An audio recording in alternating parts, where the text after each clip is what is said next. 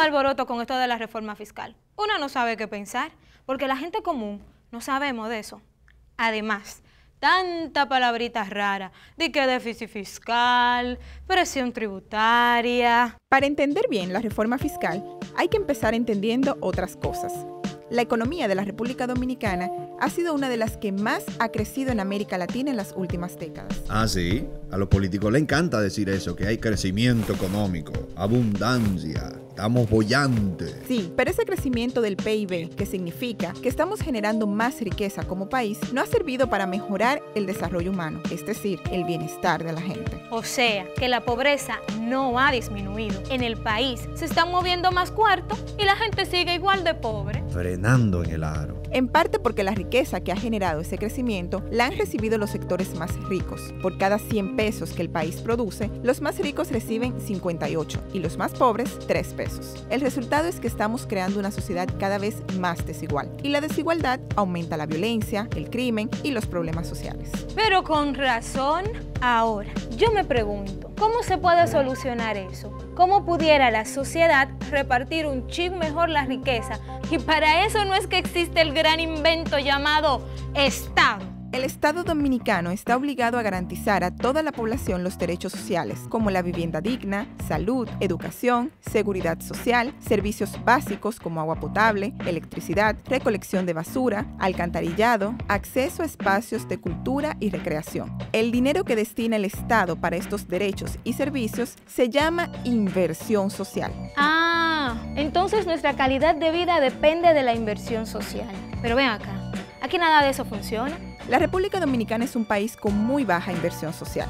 De hecho, es uno de los países que menos invierte en lo social en toda América Latina. Ya me lo sospechaba. Los países del mundo con mayor inversión social le destinan más del 25% del PIB. Pero en República Dominicana, la inversión social en el 2012 fue de apenas un 8.4%, menos de la mitad de todo el presupuesto nacional. Y entonces, ¿en qué está gastando el Estado el dinero? Una de las cosas a la que más dinero se destina es a pagar la deuda pública. Lo que se gasta en pago de deuda pública es casi igual que todo lo que se invierte en salud y educación juntos. Deuda pública, el DH. Pero con razón es que no hay cuarto para la gente. ¿Y qué es esto, Dios mío? La deuda pública es la deuda del Estado. El problema es que el Estado dominicano se ha endeudado mal, tomando prestado más de lo que puede pagar o a intereses muy altos.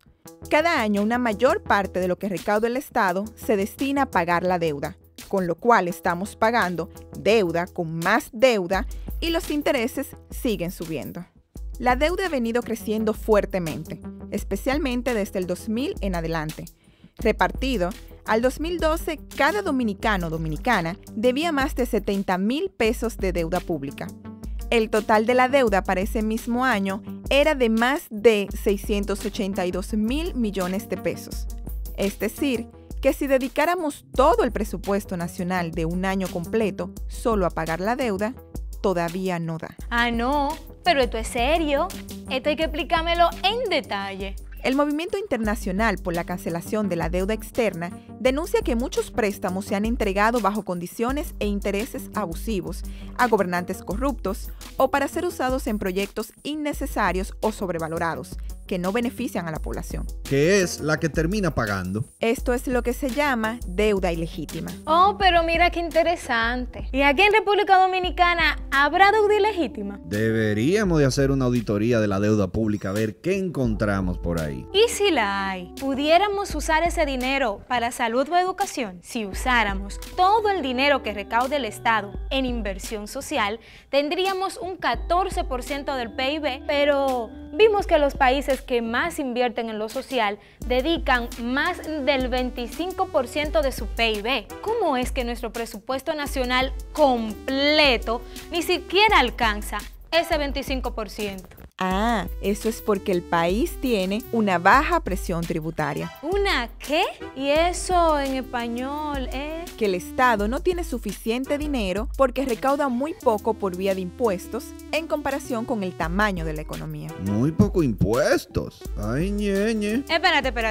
¿Cómo es eso de los impuestos? La mayor parte de los ingresos del Estado dominicano provienen de impuestos que deberíamos pagar todos y todas. ¿Y entonces dónde está el problema? Hay impuestos progresivos que son más altos para quienes ganan más o más tienen, pero también hay impuestos regresivos que son iguales para todo el mundo, sin importar cuánto dinero gane cada quien, como los impuestos al consumo de productos. Por ejemplo, yo sé que en una tarjeta de llamadas de 100 pesos o por cada 100 pesos de gasolina, más o menos 30 son de impuestos. Mientras menos ingreso tiene una persona, mayor es la proporción de su dinero que se va en pagar estos impuestos. Es decir, los impuestos regresivos exigen un mayor sacrificio a los más pobres. Ah, pero eso no está de nada. Entonces los impuestos regresivos deberían ser los más bajitos. En República Dominicana, los impuestos al consumo de productos y servicios representaron el 56% de las recaudaciones en el 2012. Por el contrario, el impuesto sobre la propiedad solo aportó el 6% y el impuesto sobre los ingresos el 30%. Esto significa que nuestro sistema de impuestos es altamente regresivo y tiende a promover la desigualdad. Pero ven acá, ¿y qué fue entonces lo que hizo la famosa reforma fiscal? Las reformas fiscales de las últimas décadas han reforzado aún más la regresividad. Por ejemplo, el ITEVI se creó en 1984, cuando aquel acuerdo con el FMI, y era de un 6%. Cada reforma lo fue aumentando hasta el 18% que pagamos hoy. En la última década, la tendencia ha sido la de aumentar los impuestos regresivos, porque son más fáciles de cobrar y afectan a quienes tienen menos capacidad de incidir en las decisiones del Estado. O sea, a los pobres. América Latina es la región del mundo con el sistema de impuestos más regresivos y el de República Dominicana es todavía más regresivo que el promedio de América Latina. ¿Pero por qué será que siempre estamos en los últimos lugares? Nosotros estamos entre los primeros en corrupción.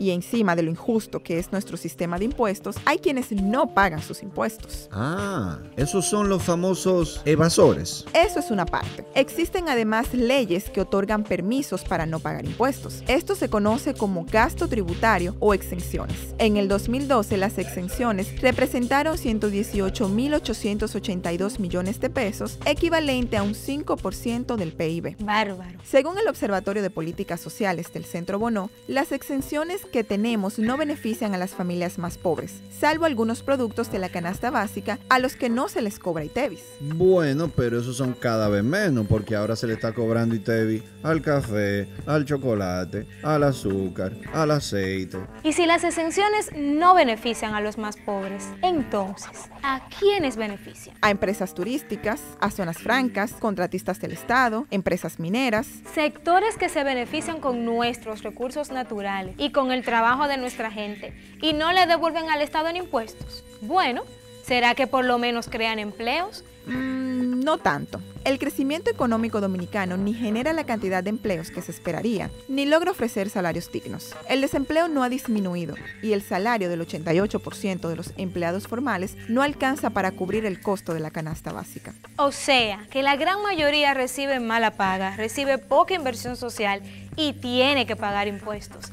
Y hay algunos sectores que sí están teniendo ganancias, ni crean tantos empleos, ni pagan buenos salarios y además le damos permiso para no pagar impuestos. Eso como que no es muy justo. Los sistemas de impuestos regresivos son injustos y ayudan a concentrar la riqueza en unos pocos y profundizar la desigualdad. Por eso, el tema de los impuestos es fundamental para la justicia social y el desarrollo y debe discutirse abierta y democráticamente. Claro, porque la ciudadanía tenemos derecho a participar en el diseño del sistema de impuestos. En una democracia, la gente debería participar de estas decisiones. Digo, no sé.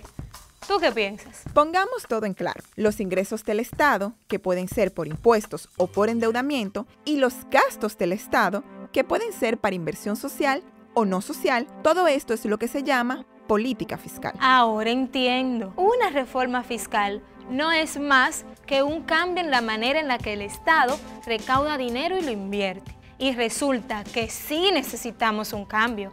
Porque ya vimos que el crecimiento económico por sí solo nunca va a reducir la pobreza. Si seguimos con una política fiscal como la que tenemos, ¿En qué? Primero, algunos de los sectores que más se benefician del crecimiento no pagan o pagan pocos impuestos. Esto pone una carga más pesada sobre los pobres y el Estado no recauda suficiente para invertir más en lo social. Segundo, el Estado se endeuda como cosa loca, sin transparencia ni responsabilidad, y luego destina enormes cantidades de presupuesto a pagar una deuda inflada, con lo cual no hay más recursos para la inversión social. Y por último, el presupuesto nacional no prioriza la inversión social y se distribuye según los intereses de algunos sectores, no de la mayoría. Y eso sin contar lo que se pierde en corrupción y despilfarro, en vehículos de lujo, en botellas, en nóminas consulares, en el barrilito. En resumen, así el asunto como que no cuadra. Esta es la receta para mantener y profundizar la pobreza. ¿Qué diferente sería si la distribución del presupuesto se hiciera con participación de la ciudadanía y se destinara más a la inversión social? Porque el dinero que los gobiernos invierten es patrimonio de su ciudadanía. Si se reforma el sistema tributario para que sea más progresivo y justo, haciendo pagar a quienes más ganan y eliminando las enormes exenciones a las grandes empresas. Y si se pusiera un alto al endeudamiento insostenible y se hiciera una auditoría pública de la deuda. De manera que el pueblo no tenga que pagar préstamos que no le han beneficiado y que nuestro dinero se utilice primero para eliminar la pobreza y no para pagarle ganancias a los bancos. Y que se sometiera a los corruptos y se recuperara el dinero robado. El país que queremos no va a caer del cielo. Edúcate en estos temas, infórmate, involúcrate, que como dijo alguien, la lucha es larga. Empecemos ya. Aunque yo diría que aquí ya hemos empezado.